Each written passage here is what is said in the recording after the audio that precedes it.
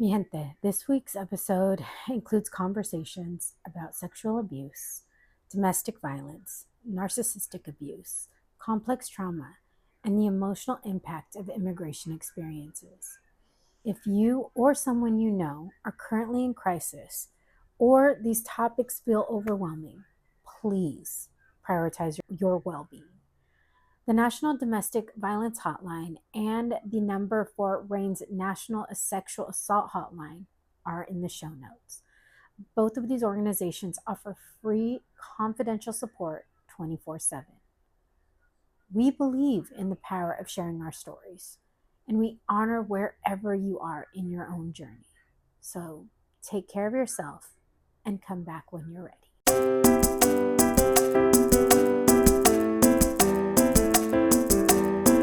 Rosa, I'm so excited to have you. I was like, you know what? Let's not even do the chit chat before because I just want to get into it because um this is such an important conversation Yeah. that is needed. hmm So thank you for being here. How are you today? I'm good, thank you. It's been a long day, but a good one, and so I'm excited. I always feel a bit nervous when I come on a podcast, but I'm really excited. It sounds like just from what I've been watching and hearing on your podcast, it sounds like fun and it sounds like really good conversation, and it's just a great way to help other people also know that they're not alone in their experiences. Oh yeah, I think Yeah.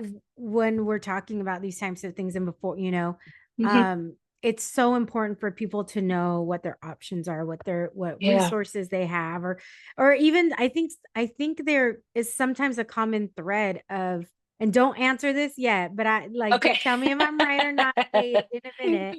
But I also think there's a common thread. Sometimes people don't know if they're in a toxic relationship, Mm. if they are hmm a survivor of these things. Mm.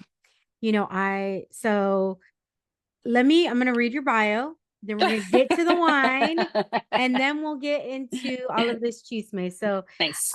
Rosa Casquino is a Latina licensed clinical social worker, trauma Mhm, therapist, and speaker.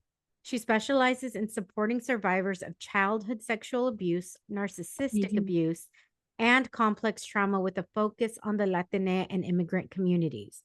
She also provides psychological immigration evaluations and mhm. offers trainings and educational workshops for agencies and companies on trauma informed and culturally responsive care. All of this is super duper important.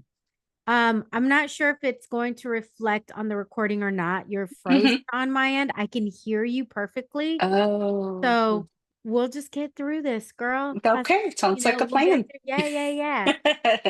Okay, so let me ask, am I right in saying that some people just don't know if that is the case for them? Whether they're in a toxic relationship or they are a survivor of trauma. Yeah. Yes, absolutely. It just really depends on your experiences. So if you grew up in a household where abuse, where trauma were being treated poorly, where there were no boundaries, where you, what was reflected was a controlling, abusive relationship, then at times you may not see those red flags. You may not know that this is not normal, quote unquote normal. Right. I mean, Mhm, let me kind of just rewind the mhm. timeline a little bit. Um, you are a Peruvian woman.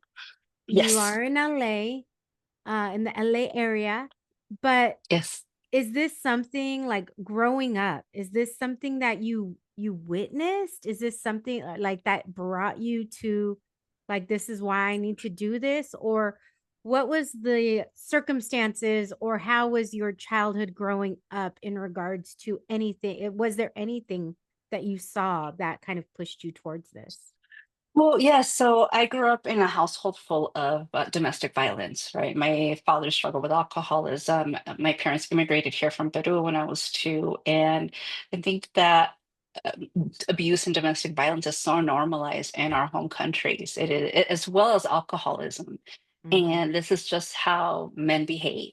right? So we're Right. looking at those strict gender roles and machismo, and it's excuse. Well, they were drinking, they weren't in their right mind, and so in addition to the stressors of being an immigrant and trying to make enough money to survive and sending money home and being in a country that is unfamiliar without any connections or roots. So I did hear that a lot in my household, a lot of the yelling.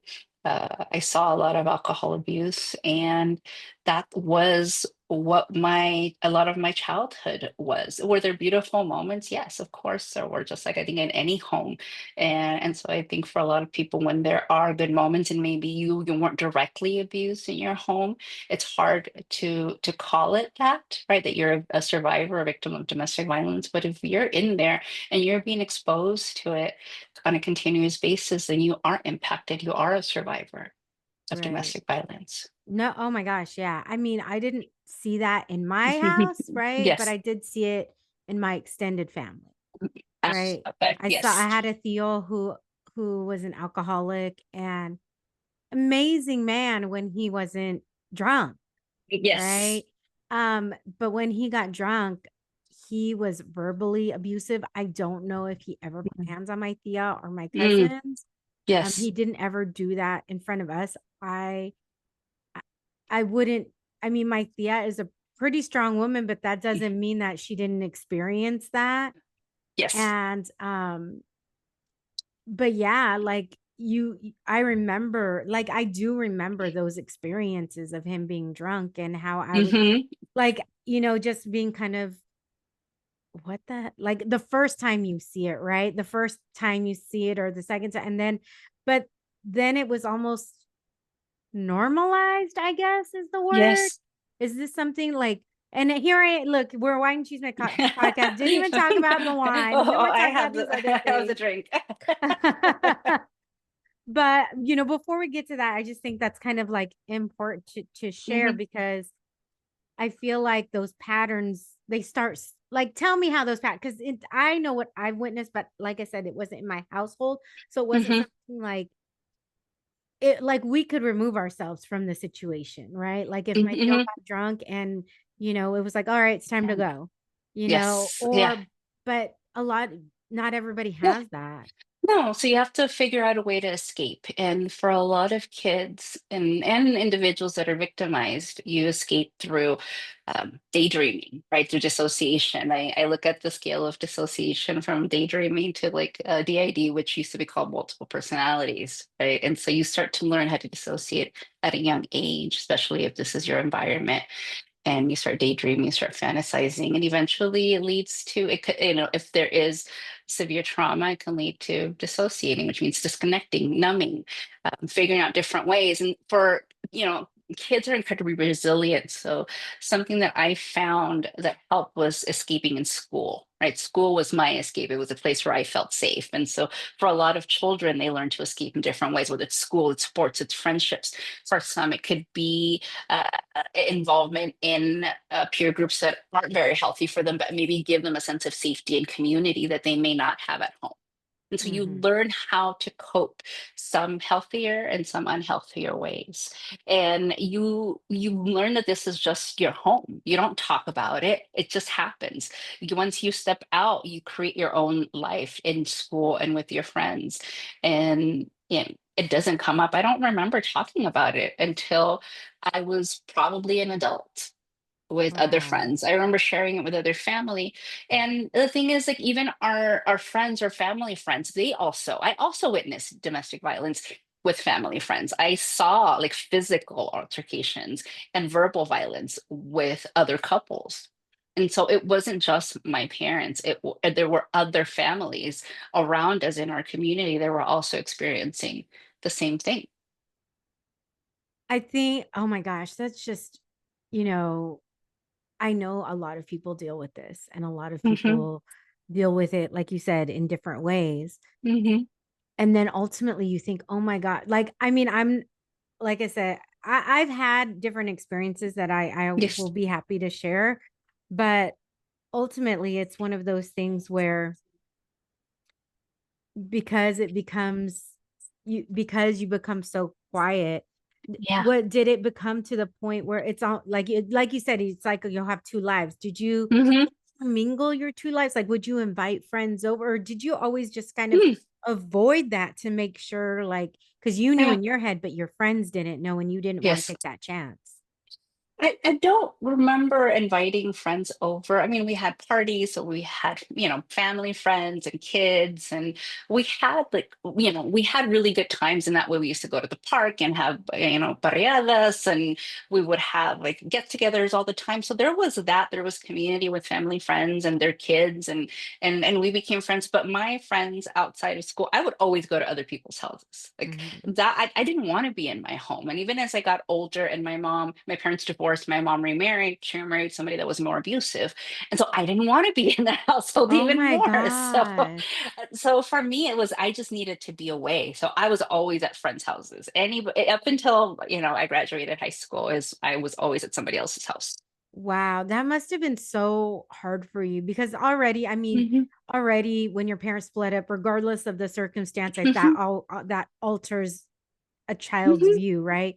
But Yeah. then to see your mom get into a relationship with somebody who like escalated that abuse, is let me ask the question, and Hmm. I want to be sensitive to this, but Yeah. is it almost worse?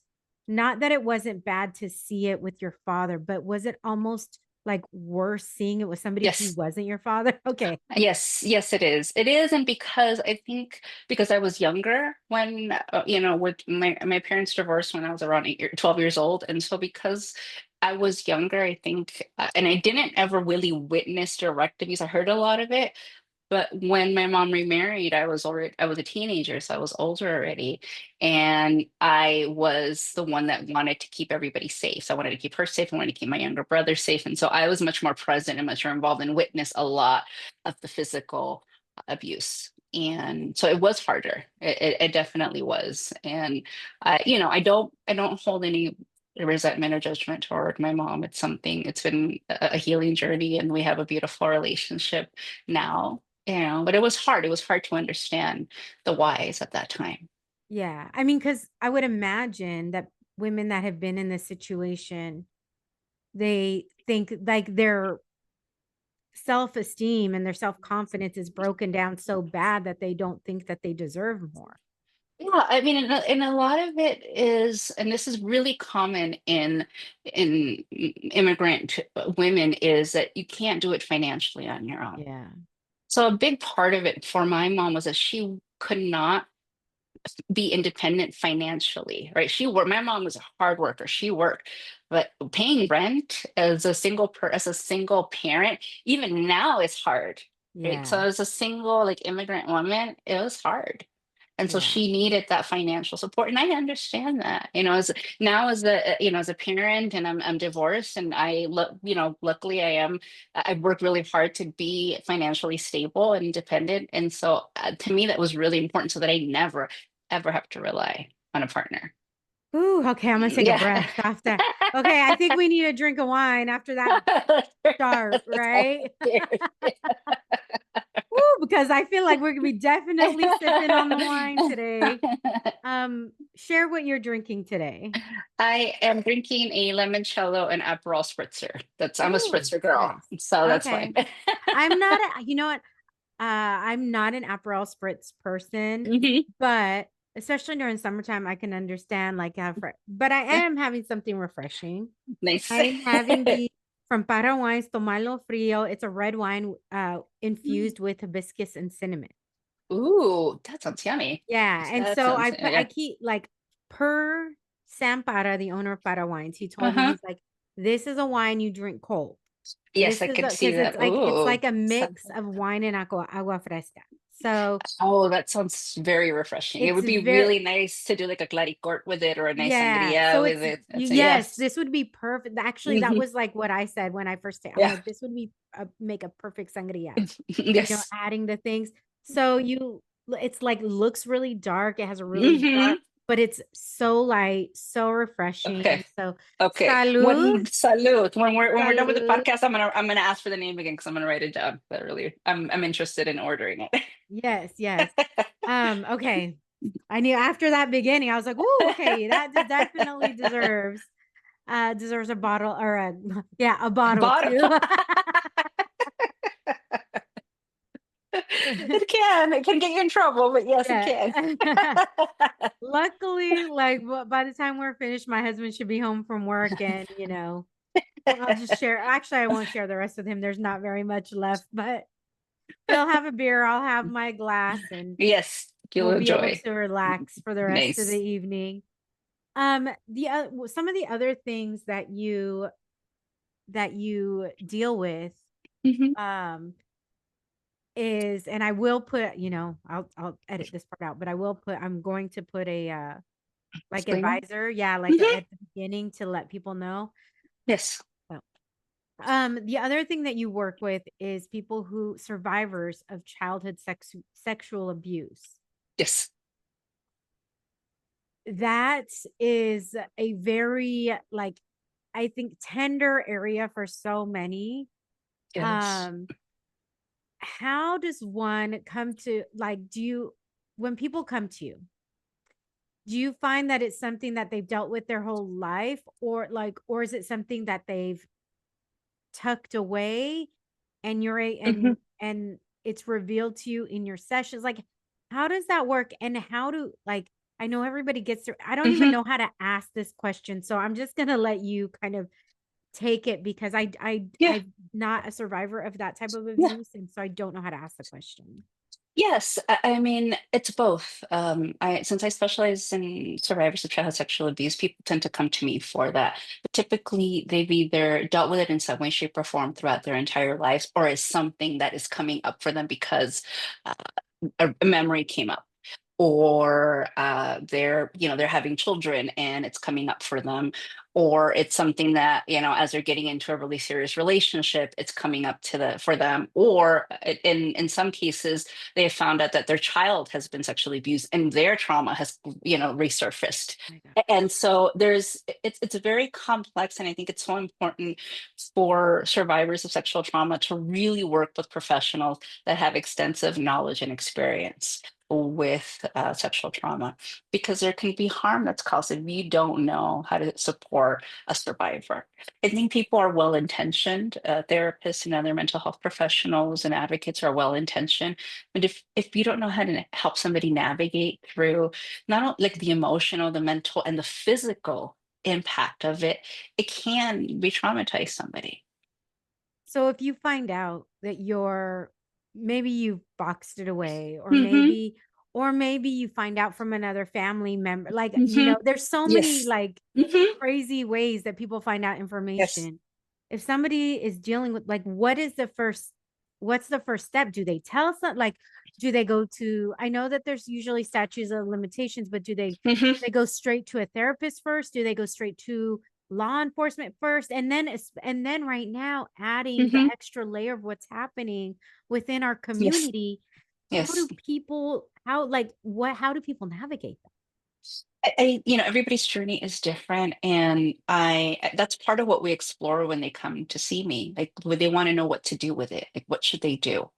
And we talk about it, we explore it, we see what's right for them. In California, the statute of limitation to report child abuse, sexual abuse, is 40. So the individual who's victimized has until they're 40 to report. Okay. Yes, so if they want to, even at that age, they can.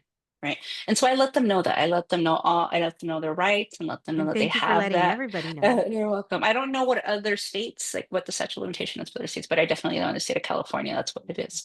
And I let them know that. So there is no pressure. Like, I'm not there to pressure them to go speak to the abuser or to let the world know. This is their journey, and they're having to cope with how it has impacted them throughout their life and how it continues to impact them at this moment. For some, it's fear of getting into a relationship. It's fear of men or women. It's fear of sexual intimacy. It's for some, it's hypersexuality, right? And not being connected to their body. For others, it looks like an eating disorder. For others, it looks like perfectionist behavior. So it manifests differently, but it's about the need for control and safety. because for a long time they were not safe. They were not in control of what was happening to their body. And now it's learning how to how to be in your body, right? And how to accept your body as yours and it belongs only to you and to nobody else. So it's a healing journey with yourself first before any other action needs to take place, or if they want to take any other action. Yeah. No, I mean, I've been, I'm a survivor of sexual Hmm. assault. Yes, And I'm sorry. Yeah, yeah. my response was being hypersexual. Hmm. Very Like common. I went to a couple of Hmm. like meetings or like Hmm. support groups, and it Yes. just like for me personally, it just like I didn't connect. I just feel like Hmm. I was just so like Yeah. I can't believe this Hmm. happened. And I was, and to me at that point I was like, I'm never gonna let a man control me in that way Yes. again. Yes. So you want to embrace your own sexuality. Like I'm in charge now. Yeah. Right? And so Yes. I was Hmm. very, I that was my response. It was Hmm. hypersexualized and everything. Um and then also always like choosing people who Hmm. like were had commitment issues as well, right? Because then I never Hmm. had to get too close. Yep. Yeah. Yeah. I Yeah. mean, and that manifests in different forms. With you're as you as survivor of sexual assault, people survivors of sexual trauma or domestic violence, abusive relationships, abusive households. Sorry, all of those can be behaviors, right? And so when people come to me and say, I don't like this, like I don't like that I'm acting this way, I don't like that, I'm ashamed of my behavior that I've done when I'm doing this or I've done that, it's like, wait, that deserves compassion because it's a way that you have survived. So let's not judge the behavior that you needed to engage in order to survive, right? Let's look at it through a lens of compassion and see how you can heal, from Mhm. that. So let's understand the why behind that. Um, we in this day and age, not just Hmm. within our community, but like just in what the men and women dynamic, right? Or the Hmm. Hmm. dating dynamic, not just Hmm. men and women, Okay. the Yes. dating dynamic. There's a lot of talk about narcissists these days. Like Hmm. this Hmm. was not even a conversation that like I don't even know if it was a conversation when we were growing up, right? But it's Yes. Yeah. definitely a conversation right now. And Yes. it's a conversation literally from the top of the administration in our country, right? To Yes. trickling down to dating and what people are Yeah. doing or trying to do, like into to couple up or to whatever. Hmm. Can you explain? I think most people know what a narcissist is, but can you explain what a narcissist is and what is narcissistic abuse? Okay.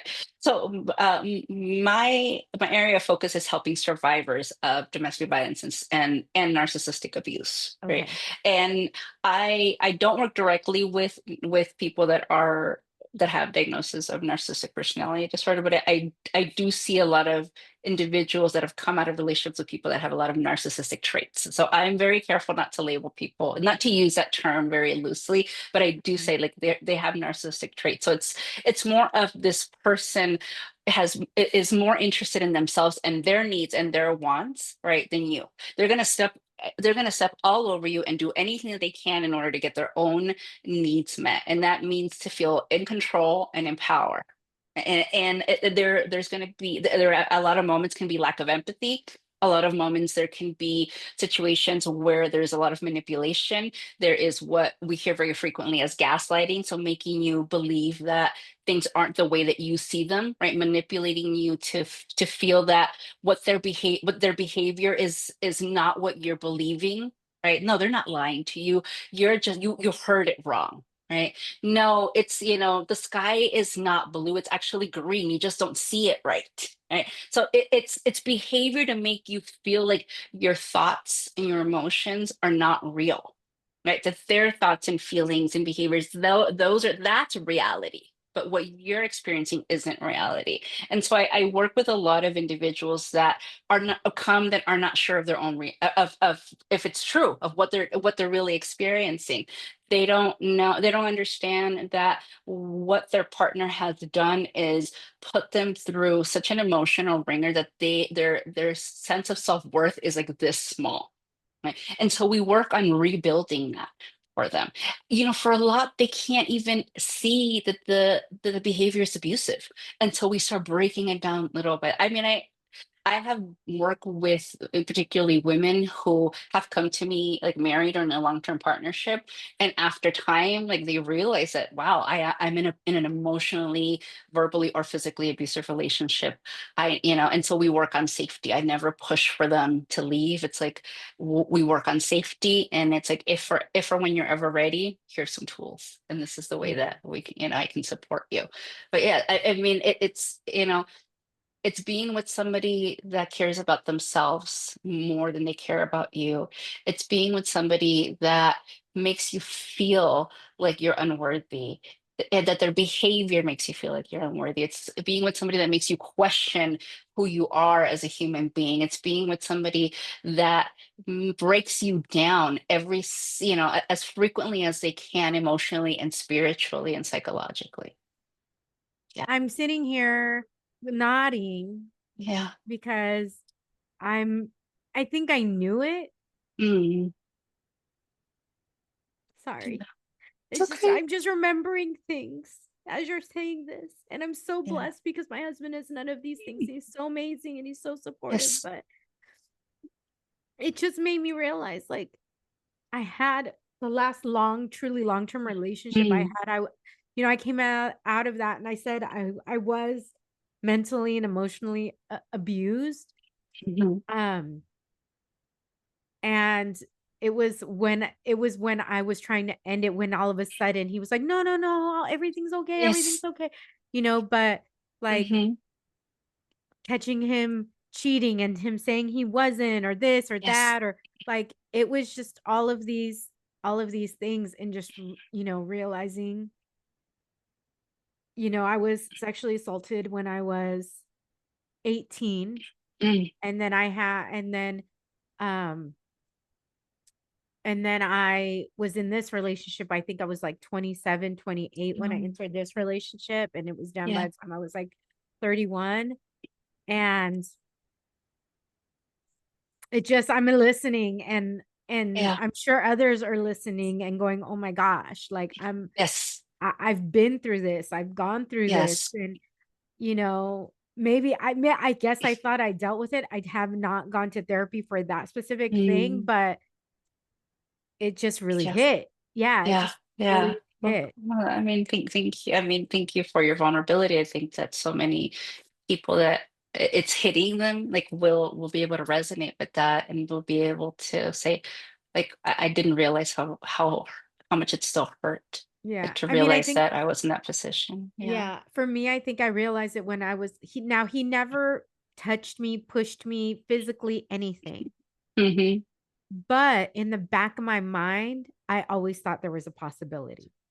Yes. And it's interesting because I think that's the thing that most people say, well, he or she never hurt me physically.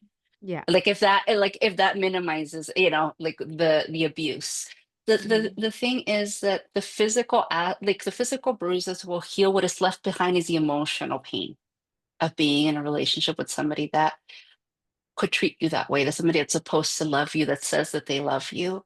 And in in a span of a minute will break you down so easily, you know, emotionally and psychologically and spiritually, which is why I highlight those and I leave the physical at the end, because you know, a lot of relationships don't escalate to the physical abuse, and it could be years of emotional and psychological abuse, and that is what takes the longest to recover from I and was to about learn to to say that's trust. probably the most damning type of abuse because Yes. you don't question like no I wasn't physically again like no I wasn't Hmm. physically abused or anything and then but then you're like well I can't trust anybody or Hmm. any relationship, or you distance yourself. That's what I did. Like I Yes. completely distanced myself. And again, I would continually the people that I always had like a wall up, right? And this is the Yep. man, like this man that I was in this relationship with, that I was Hmm. telling you about. He was the first person to like see past the wall, right? Like broke Yes. down those walls, because I was Yes. always that person who was like, okay, you say you like me, you have a time frame, bye. Like I was constantly just like, Yes. no, you're not, no, no, no. And then I was that friend who was like, girl, you gotta go, leave. Why are you with them? Why are you? And then I end up in this Yes. relationship. Yeah, and it's hard to see it when you're in it. It really is, because you want to believe that people are good.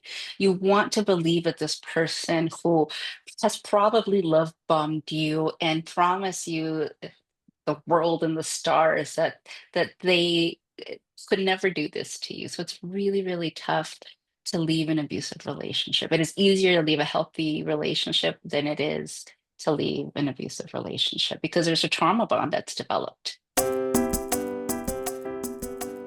Wine break.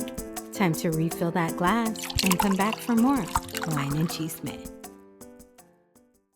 If you're currently in crisis or these topics feel overwhelming, please prioritize your well being. The National Domestic Violence Hotline, 1 800 799 7233, and RAIN's National Sexual Assault Hotline, 1 800 656 4673, offer free confidential support 24/7, and the numbers are also included in the show notes. Take care of yourself and come back when you're ready. Yeah, I was about to ask. I mean, outside Hmm. of the finances, right? Yeah. What, Yes. like, does that, like, what keeps, I mean, again, I can speak in only from my Hmm. experience. It was, Yeah. you know, it was definitely like the bad boy too, right? I was such Yeah. a pendeja. Let me just be real, real. Like I look back now, I will say I learned a lot from that, and I'm so Hmm. grateful. Like of all Absolutely. of the things that happened, the thing that for me, I feel like it's the tiniest thing that finally breaks the camel's back, right? So for me, well, maybe it wasn't super tiny. Like this was when I lived in Dallas. They have this Hmm. thing called the Margarita Ball every year, and you Oh, have to okay. get an invite from one of the board members. And there's so many people, Oh, whatever, whatever. yeah, So yeah. I had 2 tickets, which gives you 4 people. That each ticket is Oh, for two nice. people. And I told them ahead of time, hey, I got tickets to the Margarita Ball. Do you want to go? Yes, I want to Yes. go. Yeah. Okay, like all you need to do, just rent a suit or something, but that's it. Like you don't have to do anything else. The Yes. only thing I ask is don't tell me a week before that you can't go. Yeah. That's all I ask. So Yes. as it's Yes. coming, are you sure you want to go? Because I was like, I'm really okay if you don't want to go. I have friends I can take, blah, blah, blah. No, I'm going. No, I'm going. No, I'm going. He was sick Hmm. for a couple of days, but I knew he had sick time and I had access to Hmm. his bank account. So when he got paid, he was like, he's telling me he can't go. And I was like, a week before, the one thing I asked Yes. you. Yes. And um, he was like, well, remember I was sick. And I was like, you have sick time. I do, like acting like a dummy, like I didn't Mm. know. Hmm. And then Hmm. when I looked at his bank account, yes, I looked at his bank account. He gave me access to look at his bank account. And he had a full check. So I knew he was lying. And so I took 3 guy friends Okay. and I had Nice. an Good for amazing you. time. And when I was there, I was like, I wouldn't have had as much fun if he was here. Yes. And then I Yes. just like, it was just like truly a switch. Wow. And then when I didn't call him for a couple of days, he called me like, hey, I'm like, oh, great. I had fun with my 3 dates and blah, blah, blah. And he was like, what are you talking about? Like, never concerned truly. I mean, he was concerned about me. I know he Hmm. was. I know we were together for 3 years. I know Yeah. he truly cared about me. But at the same time, like you said, he was a narcissist. He cared about himself first. And Yes. it So was there's a okay for limit. him Yes. to like start a relate. And I found an email that he was talking about with this other girl, and he's telling me, no, no, no, there's Yes. nothing going Yes. on. But I like let it go, like, you know, Yes. and and then but and then at the very beginning I tried to end it and he's like, no, no, no, it's gonna be okay. But then I Yeah. ended up Yes. let him talk me out of it before it got to this point. Ah, okay. And then at that point, and this was like at the beginning of the relationship when I Mm-hmm. wanted to end it, and he was like, "No, no, no, no, Okay. no." Then Yes. I allowed the relationship to continue, and then again, he wasn't, girl, he was not doing anything for me. I Mm. met him when he was 3 weeks out of prison for possession. Okay? Like, I'm Okay. just going to be super honest because, right? Like, it's so, like, again, I think it was the bad boy, like, oh, Yes. but also I thought I could still keep him at a distance, and he was the one person I could not keep at Mm. a distance. Yes. And that Yeah. allowed, and I'm saying this because I don't know if anybody else has gone through anything similar. So I just want Oh, to I'm share. sure. No, I'm you're sure. not alone, right? Not alone. Like, Yes. Yes. I'm the one who's hosting this dang podcast, and I've gone through it too. And I think it's really important Yes. to share those things. Yes, we can Um, be super smart and still ignore the red flags. We can still think that we can control certain aspects of people and relationships, and we think we can make changes, and typically abusers will show us, especially people that do have those narcissistic traits, will show us and tell us who they really are. We just choose to ignore it. yeah, absolutely. That, oh, totally true. That was the case for, yeah, he totally Yeah, did. yeah, And when the parents tell you or the siblings tell you you're too yeah. good for him, believe it. Yes. Believe Absolutely. it. But when I you're at did. that age, like you think you know better, Hmm.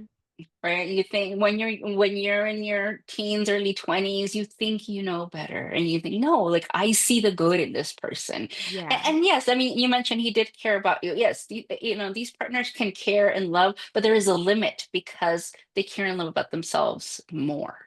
Yeah. Right. And I'm not saying it's a bad thing to love yourself, but in a way where they will stomp over you. Hmm. That's how they will prioritize themselves. Oh my gosh. Ooh, girl, that's not something I've shared with very many people. Now I just shared Yeah. it with the Yes. world.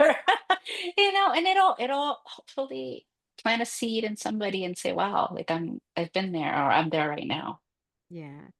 If when somebody comes to you because they are a survivor of any of Hmm. these things, what, I mean, obviously everybody has their own thing, and I think Yes. the first step to healing is to ask for help, right? Yes. Yes. What have you seen a something that's kind of like a similar thread in regards to when people first start asking for help? Oh, it could be because they sometimes they're cheated on. I mean, that's a lot of the reasons why people leave an abusive relationship. That's like the last straw. They can hurt you for many years emotionally, verbally, and physically, but the moment they cheat on you, that's it. And that's the pattern that I've noticed. And I used to work at a domestic violence shelter for many years at the beginning of my career, and that is typically what finally like breaks for people. It's like, I caught him cheating. Like he did this and he did that and he did this. And again, typically I work with women in these situations. So, and then he cheats on me. And I'm like, after like, he did all of this to you and that wasn't Yeah. enough, right? It took I was like the about to ask, cheating. why do you think that seems to be the breaking point? I think it's, yeah, you put up with a lot. You're like, I put up with a lot. I put up with so much for this person. I love them, had their kids, all of these things. And even after everything they've done to me, they dare to cheat on me. That's it. Like it's that little like, raindrop that just spills over, the bucket. And that's it. And the why I'm not 100% sure of, because for me that, if you lay hands on me, or if there's like a level of disrespect, that's for me because of the experiences that I've had and the decisions that I've made for myself in my life, and the commitments that I've made to myself. I it's there's a really strong line for me. Yeah. Yeah. I almost think it's like as much as they hurt you, they protect you. And for some people, yes, because Like from what they've like lived other through. people. Yes, Yeah. yes, exactly. From Or other they people. or they have built it up that they're protecting. So a lot of Mhm. these types of individuals, what I call like abusers, or um, you know. or I can't think of the word right now. I want to say pedophile, but it's not pedophile. It's perpetrators. So a lot of these perpetrators, what they're looking for is they're looking for an area of pain, right? They're saying, okay, you are have been the caregiver for your family for a long time, right? Maybe you grew up in a chaotic household and you want somebody to care for you. And so they will listen to your story and they will see what you need and they will become the person that you need them to become. They're going to take care of you. They're going to stand up for you and they're going to tell you all of it. They're going to build um, this facade for you so that you can be drawn in and you're like, wow, this is the first person that has told me that they're going to take care of me, that they're going to protect me, that they're going to keep me safe. I don't have to do that for anybody else anymore. Right. Mhm. And so they do that, they draw you in that way. Or you're a survivor of sexual trauma and they're going to promise to always protect you and not allow anybody to ever hurt you in that same way. Or, or so many different things. And you build them up and you're like, well, this is the And they tend to person be that's here really for me. charming, right? Oh, yes, yes. And they're super charming to everybody else. I mean, that's how my mom's second husband was. He was very charming to nobody believed that he was abusive. Nobody. I shared it with family members and they did not believe me. It wasn't until he lost his shit one day in front of everybody that, people finally believed me. Yeah. Wow. And so they are. Yeah. That Yeah. is so, I mean, the reason I was saying that is because with this, again, I'm just sharing my, Uh-huh. like, Yes. Yes. just, Yeah. yeah. Oh my gosh. I'm just so overwhelmed. Um, like we went to his friend's house one time, and Hmm. this guy, I'm wearing like it's really, Hmm. jeans and a nice top. We're at, and he had like a picnic bench at his house, and one of his friends was there. And I'm sitting there, and all of a sudden, and my then boyfriend was Uh-huh. standing, you know, on the little walkway, and we're on the ground, Mm-hmm. the like on the bench. And this guy that I was sitting next to literally like put his finger in my jeans and ran his finger between Oh. my jeans and my underwear. And I was like, but I knew if I instantly Uh-huh. got up, he would have Yeah. lost, like my then boyfriend would have lost his shit. Like Yeah. he would have Yeah. gone off. And I was like, okay, I don't like, and because he was in jail before, Yes. I Yes. was like, no, I don't want to risk it. So I just got up Mm. calmly and stood over by him. And he's like, what Yes. happened? And I was like, nothing, I'll tell you later. He's like, no, no, no, tell me now. And Mm. then I told him what happened. But because I told him calmly, like he did go off on the guy, but he didn't like Yes. attack him. Yes. Yeah. Yeah. And so And somebody it's kept protected you, right? right. Somebody defended Yeah, you. Yeah. exactly. And it was also Hmm. like, I feel like when you have, at least in my case, when you have something, you know how to, you think you know how to handle them. Hmm. Yes, yes, and also because of what you went through, right? The assault, the fact that somebody could protect you now, Yeah. against somebody that was crossing a boundary, violating a I just personal got chills space. all over my Right. body. Yeah. And and that, like what you just shared is so common because so many people have gone through moments in their lives where they have been violated or victimized or been really afraid in their own household and somebody shows up that that can keep you safe or you feel it can, but then they hurt you and it's really like this strange duality and like, but this person keeps me safe from all these other people, I'm just not safe with them. It's really hard to reconcile that internally. Oh my gosh. So when I know you deal like more specialized within the Latinx community, Mhm. what are the things, I'm sorry, I'm trying not to It's like okay. It's continue to okay. cry. I'm not Yeah. going to say I'm sorry, but it's just like No, I didn't this realize is fair. how emotional I was going to get during this conversation. So I appreciate it so much. And I think so many people will as well. Yes. When you're in a DV situation, when you're in a domestic Mhm. violence situation, and and you're, maybe you don't have to depend on it financially. Obviously, Mhm. that's the biggest thing that I think Yes. holds a partner there, right? Because it could Yes. be a man or a woman or a trans Yes. person, or Yes. it doesn't, it crosses all Yes. boundaries. Um, how can they like? I guess I'm trying to. How can somebody, if they're financially dependent on somebody Hmm. else? Because is it, and Yes. I is it one of the things that that person wants you to be dependent on them completely? Oh, Like the yes. perpetrator wants you to be. So Yes. how do you start like how do you even see your life without that Yes. person, I guess? Because you have to be able to visualize it to be able to start something, right? Yes. And first it's realizing that one, you're in an abusive relationship, right? Two is realizing the what that person has done to make you financially dependent on them. Right. And then being able to work through some of that together.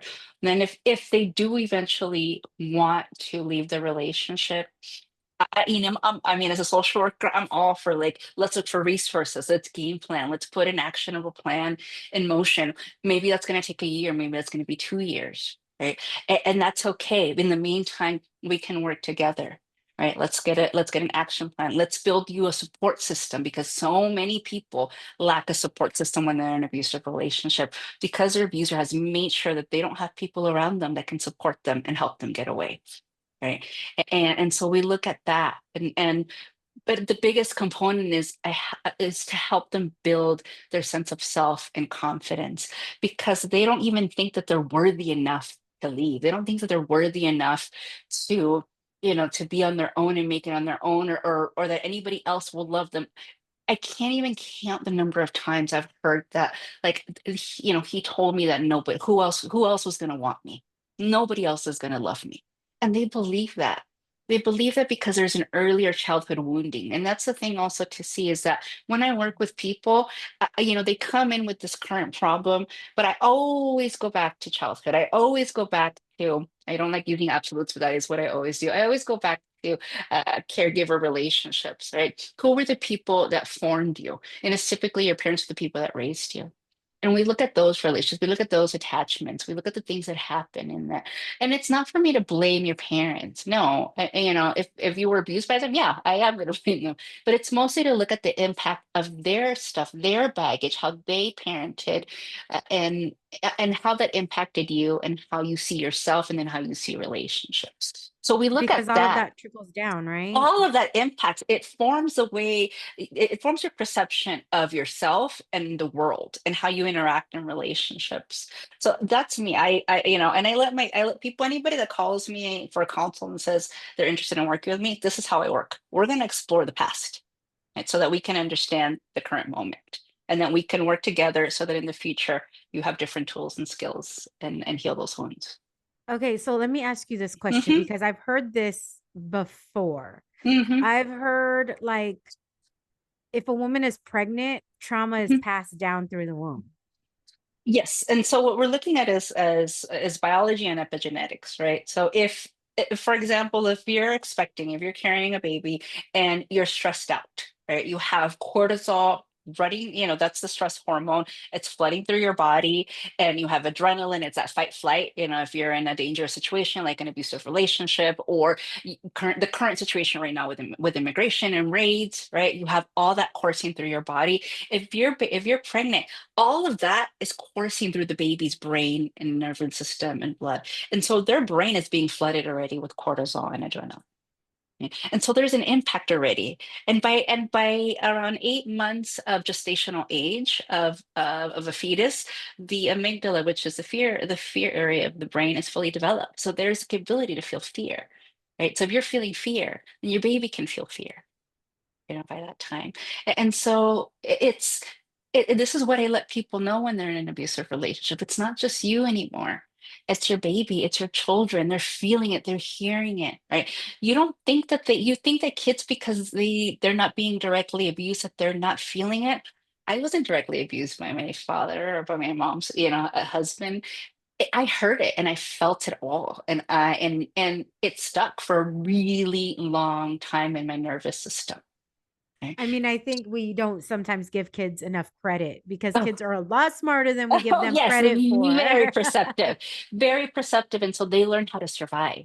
And whether that's through excelling in school or that's through manipulation, they learn how to survive. And we look at manipulation as a negative word, but a lot of people learn how to manipulate in order to stay safe in an abusive or chaotic or unhealthy household. Right. Now, I know a lot of this Mhm. tends to like Oh God, this has just been probably one of the hardest interviews I've ever done, just because I think I'm so many are affected, and I've now, truly realizing how affected I was. But Mm, like, say somebody comes up with, like, they come from a family where there was no emotional, physical, mental abuse. They just yeah. came from a really healthy family, and they like, how do we figure out, like, how do this is not who I pick. And I laugh at that because there is always something, and you don't have to have been abused. I mean, it could be, it And could I think be that's what so that. many of us think, right? Yes, absolutely. It could be that your parents had to work really hard, or you were in a single parent household and parents were never around, and I'm so finishing this wine in yeah, this no interview. worry.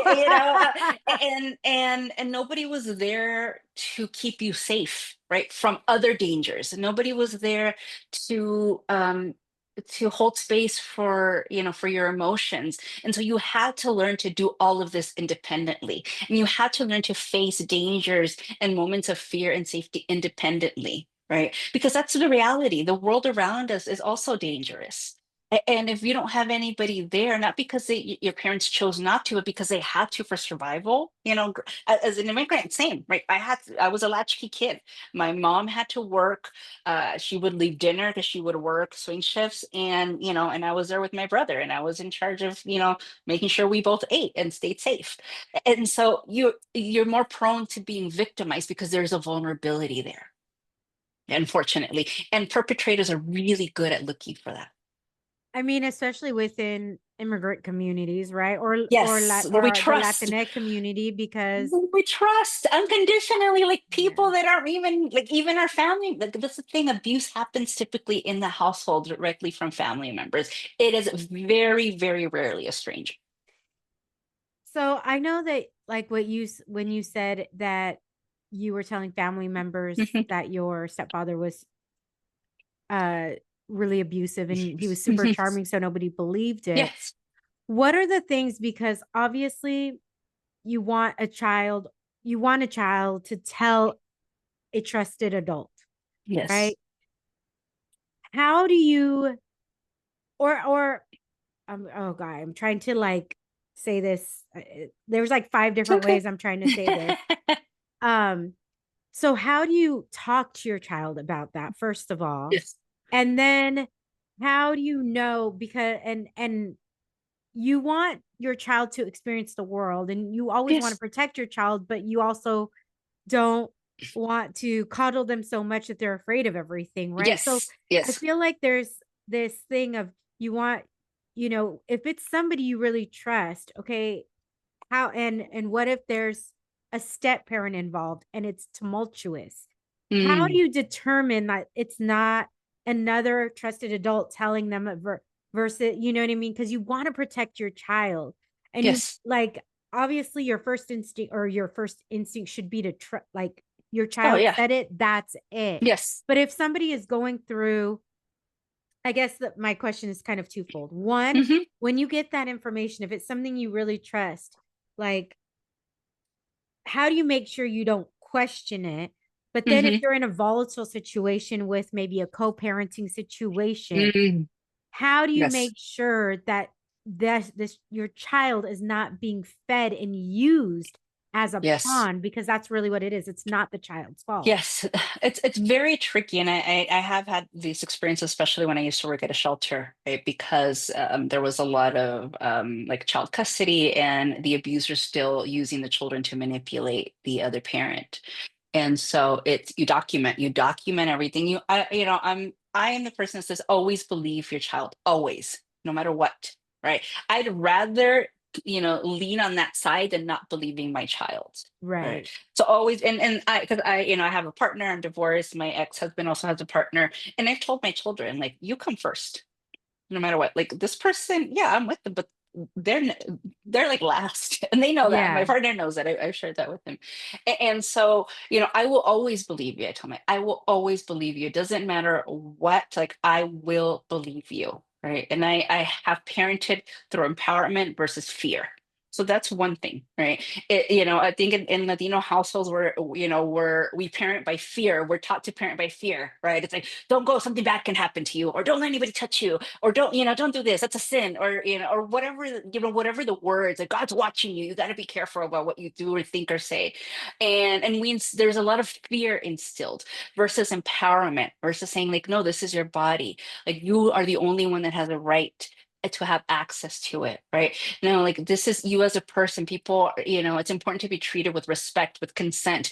Friends, good friends don't make your friendship conditional, to certain behavior. So it's teaching them and empowering them, right? And letting them know that you have a relationship with them where they can come to you and let you know these things. And when it comes to these volatile situations with when you're co-parenting, is document, document, document. Yeah. If your child comes to you with something, and it's, I mean, if it's like direct abuse, like, this person is touching me, is hurting me this way, then you report it, right?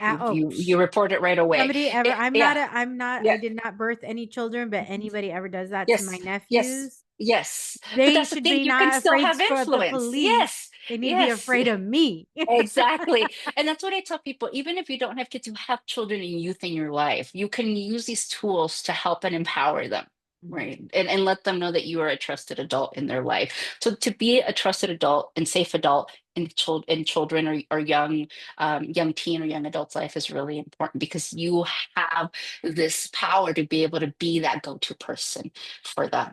And so it's believing your child. It's making the report when it's appropriate. It's documenting if there's concerns, but you don't have any solid evidence. So constantly documenting what you can. I mean, so many times, like get a journal or have a specific note on your phone or your computer and document.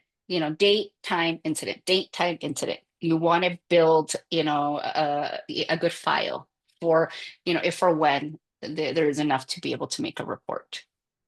Yeah. Ooh, one of Yeah. the things you talk about is Mhm, how to like providing tools on mhm, self-trust, because mhm. obviously when you're in any of these situations, you're constantly doubting Yes. yourself. You're Yes. constantly, so what are a couple of tools that people could walk away from, take away and Mm, say like, okay, let me work on this, or what, like yes. that Yeah. they come away from our conversation going, oh my gosh, I did. Maybe they come away going, okay, now I know what to look for. Or, Yes. now I know what to look for going ahead in a relationship. Or, oh my gosh, I didn't realize I was in this type of relationship.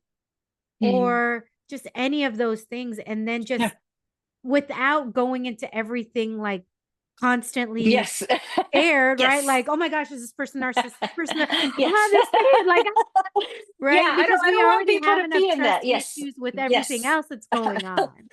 I think it's important to one get to know yourself first, right? Especially if you're dating, if whether you're in your 20s or whether you're divorced in your I got divorced at 38 and I started dating for really the first time because my ex-husband was my first boyfriend, right? So it's getting to know you, it's getting to know your values, it's getting to know what your own boundaries are. Like, what do I want to make sure that, how do I want to be treated by somebody? How do I want to be spoken to by somebody, right? What are my limits in relationships, whether it's friendships, whether it's romantic relationships? So start with that first, that self-exploration. And if you're around somebody that's making you feel really agitated, anxious, chaotic, that's not romantic. Right? Some people confuse that like heightened anxiety energy for The excitement. butterflies. Yes, but it's not, it's probably a trauma response. So I would look closely at that. I wouldn't take it as like, oh my gosh, it's fate, we're meant to be, I felt something. That something could be a trauma response, to be honest. And so look for that. It's somebody that actually creates a sense of calmness, that is that it is the safest, right? Somebody that actually can bring calmness and connection. And sometimes that those butterflies or that nervousness that we think is romantic or has been romanticized in music and in TV is actually a response to of your wound responding to their wound. and it's not necessarily going to lead to amazing things. I Oh mean, my it gosh. could. You know what's so funny is with that previous relationship, I did get butterflies. With my husband, I did not get butterflies. And so I was like, Yeah. So just ah. pay close attention. I don't, I don't want to make a whole blanket statement that that's how it is, but more often than not, given the type of people that I work with, that's the case. So just keep an eye on. Don't take that as like the moment you feel butterflies, that's it. That's fate, right?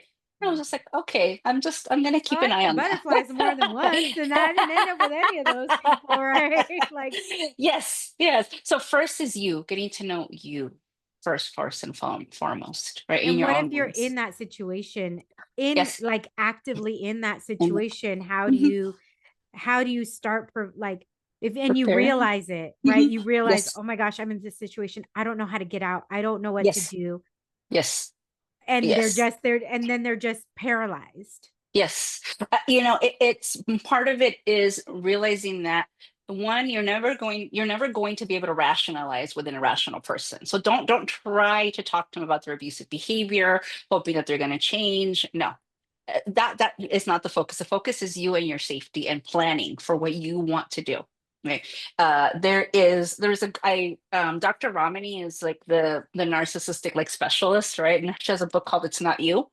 And so I recommend this to people that are in abusive relationships because what's going to help you realize that it's not you, it's them, it's this person that's abusive, that has these narcissistic qualities and traits, that's a perpetrator. And it can help you um, depersonalize from like that it's actually you, that you are defective. You're not defective. It's this person that it doesn't know how to really love and cherish you and treat you in the way that that a human being should be treated, right? Not just you Right. as a special person, but you as a human being.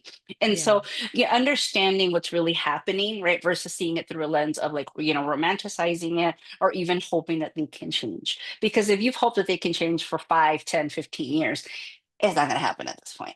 Yeah. Okay, it's a very slim chance of an abuser changing. I'm not saying that it's impossible, but it's just the chance is very, very slim.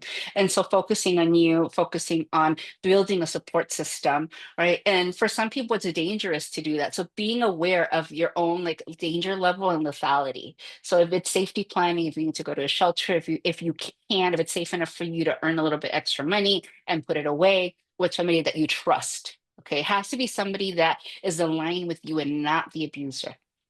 And, and if you don't have that type of person in your life, then it's starting to create those relationships. And if it's safe to do so. My number one concern when I work with somebody that is in an abusive relationship is their safety. Because when you're getting ready to leave a relationship, it is actually when the lethality is highest. So you have at the highest risk of being killed by that person.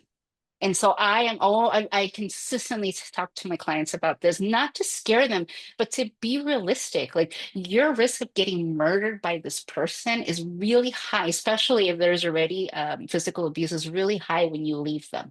Right. So we have to make sure that we keep you safe. And what are the steps that we need to take? What is the safety planning that we need to do in order for you to be safe in these situations? Wow. Yeah, Oh my gosh, it's a lot. Yeah. it's a lot. No, the last thing I want to Hmm. touch on with you is Hmm. immigration trauma. Yes. Yeah. Mm. What type of immigration trauma do you tend to see? And Mm. is it and I would guess that's on high alert right now. Yes. I mean, right now is the collective trauma that we're feeling as a community, Yeah, right? That we're for feeling sure. as Absolutely. as a state here in the state of California. I mean, I know it's happening, throughout the But we're United being States, targeted. but we're In being, yes, specifically, particularly, and particularly California is being targeted. And so, I've created a lot of content. I have a TikTok channel and Instagram, and I've created content, and there's so many people that are resonating with the current pain and fear that is happening, and to a point that at moments it can feel overwhelming to hear so much of it. And I empathize with everyone, and I read all through the comments because it's just I think that people deserve that moment of me, being able to read through them and acknowledging their pain.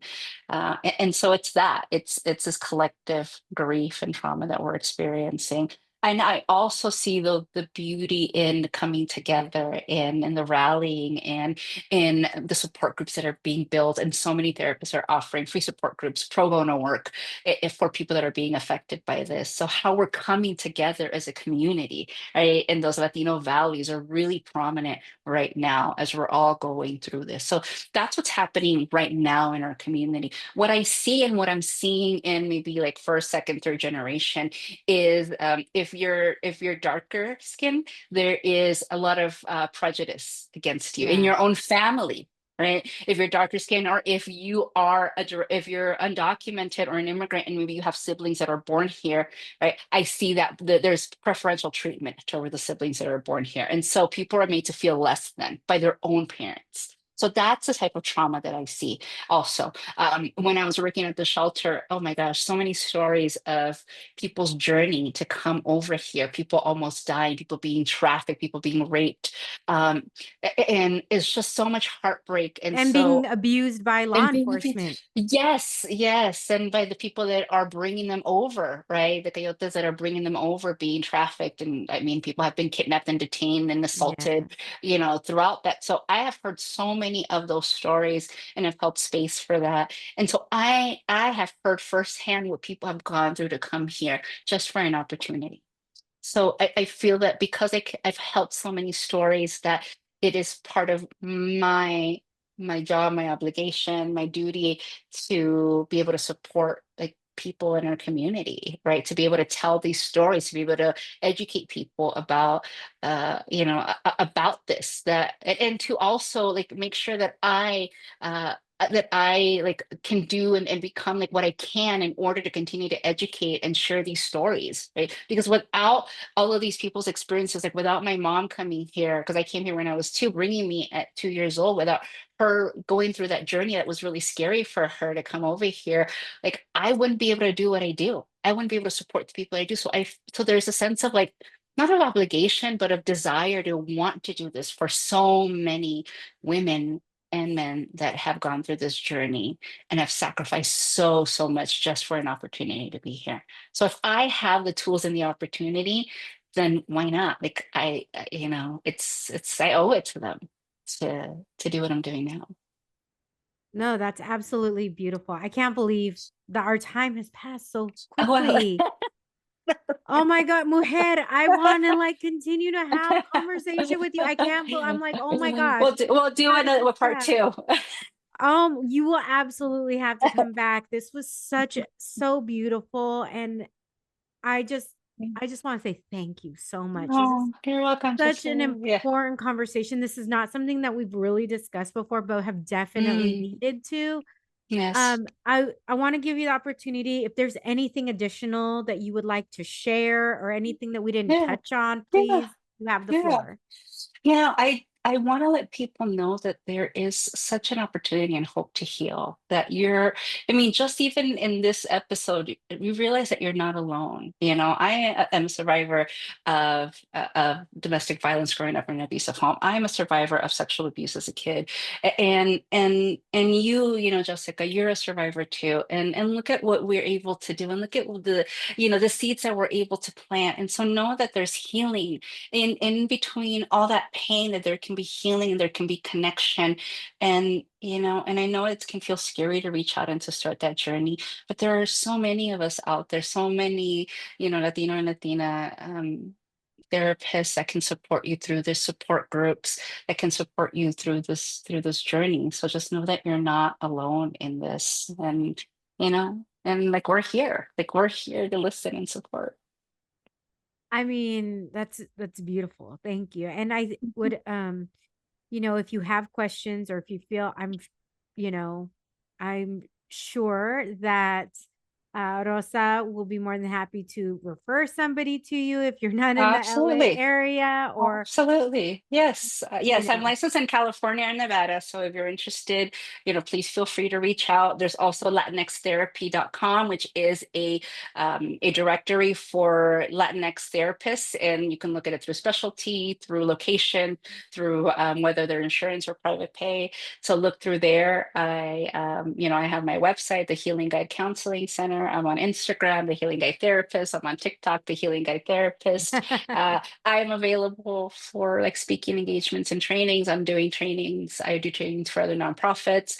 I'm doing a training for the San Bernardino County Department of Behavioral Health. I'm actually going to be working with the state of Oregon next year and doing a training for parents. So, I'm here and I love to support and I love educating, our community and letting you know that there is somebody out there that looks like you, that speaks your language, and that understands your experiences. Mi gente, um, I hope that if you or so I get, actually, let me ask one more question. Hmm. If you know or you suspect somebody that you care about or know, um, is on the receiving end of any of this, right? That has experienced any of these things that we've talked about. Do you ever suggest that those people start like how do you suggest to those Hmm. people to help, to reach Yeah. out, to be a support? Like how do you suggest Yes. that? Well, I suggest like educate yourself, right? So look through some material. There's a lot of good information from therapists also, like on Instagram, TikTok. There's a lot of information on my website. Also, I post blogs. I post a lot of information on there and resources. And so educate yourself first, and then if it feels safe, because remember it has to be safe for the other person also, you can let them know, hey, like. I'm here. Like, if there's something that you ever want to share, or if you ever need like a safe place or a safe person, I'm here. That's it. Right. We cannot force somebody to leave. We cannot force somebody to disclose what's happening, but we can let them know, not just through words, but through actions, that you're a safe person. Right? And that sometimes has to be enough, because it can feel really you can feel really powerless, right, or helpless when somebody is in a really difficult situation and they're not ready to admit or to leave. But you can let them know, I'm here and I'm a safe person, and when you're ready, talk about it. Well, that's what you can do. And thank you for that, because Yeah. I think some people might wonder that, like how can it, because Yes. you know confrontation is never the answer, Yes. right? No. Like No. I've I mean, yes, noticed, da, da, da, yes, da, da, yes, like you're just gonna make yes. that person retreat even more. Yes. I mean, unless there's kids involved, in your relationship, depending with that person, then that could be a bit different. I think when there's children involved and you know that there's direct abuse, then you can call CPS, Child Protector Services. That is something that you can do. And again, children's safety is number one concern, and so Yeah, that's but you would have to feel comfortable and say, okay, I'm willing to deal with the consequences of that. yeah. Yeah. Oh, Rosa, thank you so much for this conversation. Girl, You're gonna I need did a not know nap. where this was gonna. I was like, I just started feeling my eyes well up, and I was like, oh my, like what's going on here? I was not It's usually the other way around. Uh, But of course, when I'm with the therapist, I'm the one who ends up in tears. that's how good I am. I can.